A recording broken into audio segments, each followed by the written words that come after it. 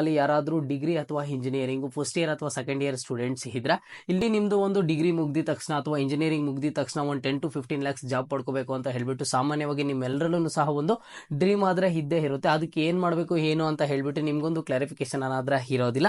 ಇಲ್ಲಿ ನೋಡಿ ನಾನು ನಿಮ್ಗೊಂದು ಪ್ರೀ ವೆಬಿನಾರ್ ಅನ್ನ ಕಂಡಕ್ಟ್ ಮಾಡ್ತಿದ್ದಾರೆ. ಈ ಒಂದು ಪ್ರೀ ವೆಬಿನಾರ್ಗೆ ಅಟೆಂಡ್ ಆಗಿದ್ರ ಅಂತ ಅಂದ್ರೆ ನಿಮ್ಗೆ ಎಲ್ಲಾ ರೀತಿಯ ಒಂದು ಕ್ಲಾರಿಟಿ ಆದ್ರೆ ಸಿಗುತ್ತೆ.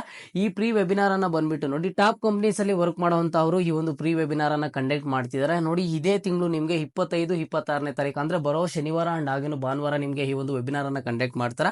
ಈ ಒಂದು ಪ್ರೀ ವೆಬಿನಾರ್ ಅನ್ನ ಅಟೆಂಡ್ ಆಗಿ ನೀವು ಡಿಗ್ರಿ ಇಂಜಿನಿಯರಿಂಗ್ ಆಗಿದ್ದ ಆದ್ಮೇಲೆ ಜಾಬ್ಸ್ಗೆ ಸರ್ಚ್ ಮಾಡೋದಕ್ಕಿಂತ ಈಗ್ಲಿಂದಾನೇ ನೀವು ಅದ್ರ ಬಗ್ಗೆ ತಿಳ್ಕೊಂಡ್ರೆ ನಿಮ್ಗೆ ಒಂಚೂರು ಹೆಲ್ಪ್ ಆಗುತ್ತೆ. ಸೊ ಹಾಗಾಗಿ ಪ್ರತಿಯೊಬ್ಬರು ಆ ಒಂದು ವೆಬಿನಾರ್ ನ ಅಟೆಂಡ್ ಆಗಿ ನಿಮ್ಗೆ ಒಂದು ಆ ರಿಜಿಸ್ಟರ್ ಲಿಂಕ್ ಅನ್ನ ನಾನು ಒಂದು ಕಾಮೆಂಟ್ ಬಾಕ್ಸ್ ಅಲ್ಲಿ ಅಂಡ್ ಹಾಗೇನು ಡಿಸ್ಕ್ರಿಪ್ಷನ್ ಬಾಕ್ಸ್ ಅಲ್ಲಿ ಒಂದು ವೆಬಿನಾರ್ ಲಿಂಕ್ ಅನ್ನ ಕಳಿಸಿರ್ತೀನಿ. ಅಲ್ಲಿ ಹೋಗಿ ಆದಷ್ಟು ಬೇಗ ರಿಜಿಸ್ಟರ್ ಮಾಡ್ಕೊಳ್ಳಿ.